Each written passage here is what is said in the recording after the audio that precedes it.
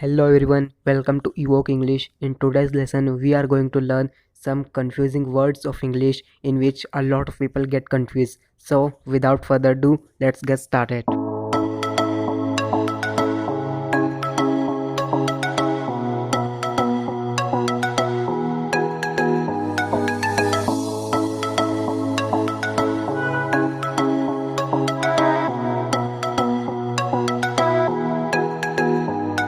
So, let's look at the first word. And the first word is lose, means हारना. So, let's look at the example. I don't want to lose in Ludo game. मतलब मैं ludo में हारना नहीं चाहता. तो अब देखते हैं लूज का दूसरा पेयर वर्ड, और दूसरा पेयर वर्ड है लूज, जिसका मतलब होता है ढीला या फिर अव्यवस्थित. तो let's look at the example. It is loose in wearing, मतलब यह पहनने में ढीला है या यह पहनने में अव्यवस्थित है. अब देखते हैं आज का दूसरा वर्ड, और आज का दूसरा वर्ड है बिसाइड. बिसाइड का मतलब होता है बगल में या पास में. सो let's look at the example.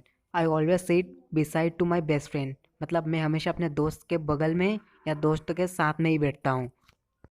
तो अब देखते हैं बिसाइड का दूसरा पेयर वर्ड, और दूसरा पेयर वर्ड है बिसाइड्स. इसका मतलब होता है साथ ही साथ, इसके अलावा या इसके अतिरिक्त. सो let's look at the example. I can speak 4 languages besides of English, मतलब अंग्रेजी के अलावा मैं 4 भाषाएं और बोल सकता हूँ. तो अब देखते हैं आज का तीसरा वर्ड, और आज का तीसरा वर्ड है अफेक्ट, मतलब प्रभाव या प्रभावित. सो let's look at the example. Eating ice cream in winter में अफेक्ट योर हेल्थ, मतलब ठंड में आइसक्रीम खाना तुम्हारी तबीयत को या तुम्हारी हेल्थ को प्रभावित कर सकती है. तो अब देखते हैं अफेक्ट का पेयर वर्ड, और वो है इफ़ेक्ट. इसका मतलब होता है परिणाम या फिर असर. तो अफेक्ट और इफ़ेक्ट दोनों सुनने में एक जैसे लगते हैं, पर दोनों के प्रोनाउंसिएशन, स्पेलिंग और मीनिंग अलग अलग होते हैं. सो let's look at the example. More over the effect will be you get called और सिक, मतलब परिणाम यह होगा कि तुम बीमार हो जाओगे या तुम्हें सर्दी हो जाएगी. And there is a subtle difference between affect and effect, and it is that affect refers emotional things of something, whereas effect a consequence of something or result of something. Now let's move to the fourth word, and the fourth word is then. It means bajai या अपेक्षा. So let's look at the example. You should to buy black shirt then red shirt. That means तुम्हें लाल shirt के बजाय काली shirt खरीदनी चाहिए, या तुम्हें लाल shirt की अपेक्षा में काली शर्ट खरीदनी चाहिए. So now let's move to the pair word of then, and it is then. And the pronunciation of this word is quite similar like before, and the meaning of this word is fear या उसके बाद. So let's look at the example. First you have to sit in the exam, then go for project submission. मतलब तुम्हें पहले परीक्षा में बैठना है, फिर प्रोजेक्ट जमा करने के लिए जाना है. अब देखते हैं आज का चौथा वर्ड, और आज का चौथा वर्ड है एक्सेप्ट. इसका मतलब होता है के अलावा.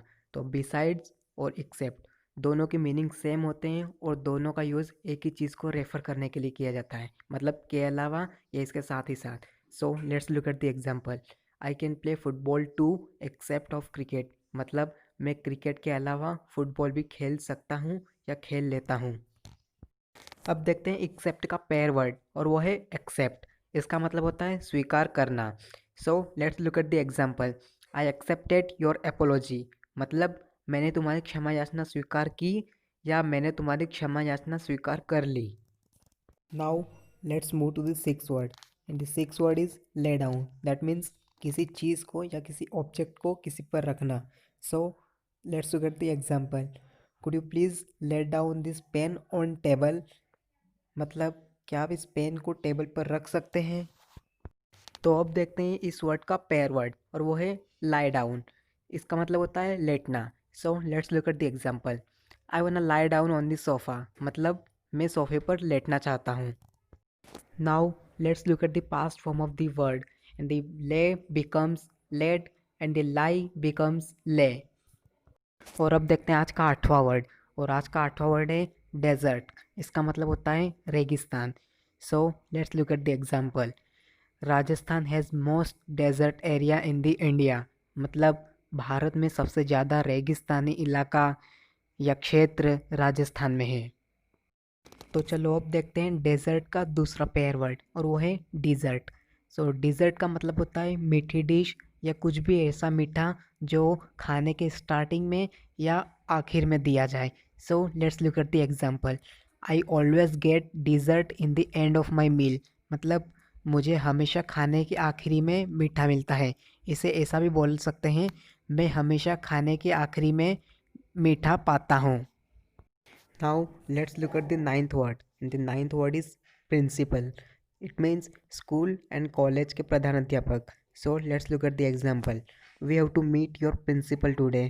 मतलब आज हमें तुम्हारे प्रिंसिपल से मिलना है।